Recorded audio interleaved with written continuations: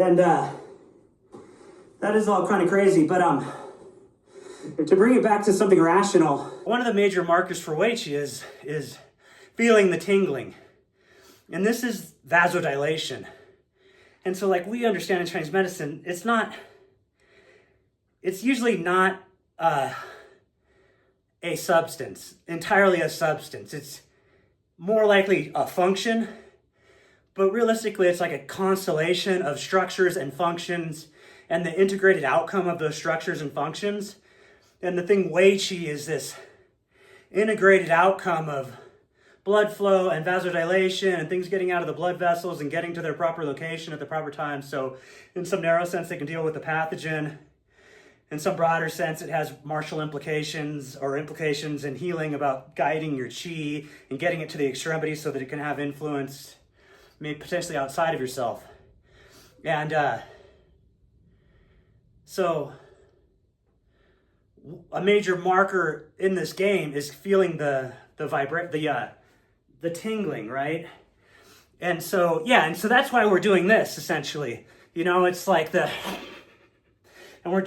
so one of the ways you induce vasodilation is by creating a shearing effect.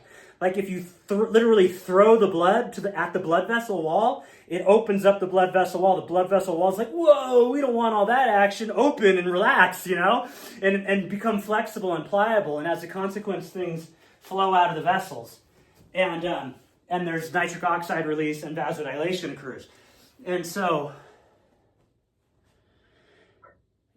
frequently these movements of like when I contract very hard, I build up, I create a shearing effect by occluding the vessels, by tensing the muscles, and then releasing, and then the blood's able to flow to the extremities.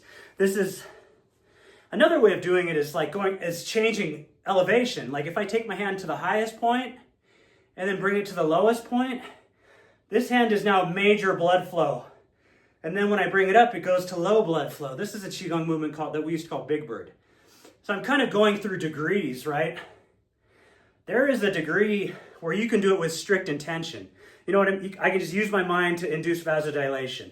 I can do like a non-muscle tensing physical trick by changing elevation to an extreme degree. I can do a muscle trick by creating a lot of tension and then releasing. I can do like a speed trick by like the throwing. And I can do like a like the Buddha head trick of just beating myself up on a bag, you know, where it's like you're going to induce like a inflammatory response and the blood is going to flow there, but it has all the same kind of ideas. Like it's a speed trick because you're throwing there, but you come to an immediate stop because the bag is there. And so having the physical cueing helps like reverse engineer the kind of structures and the tensegrity, I guess if I want to use that word, that you want to develop when you're hitting to the air, right? And so hitting a bag of some sort helps.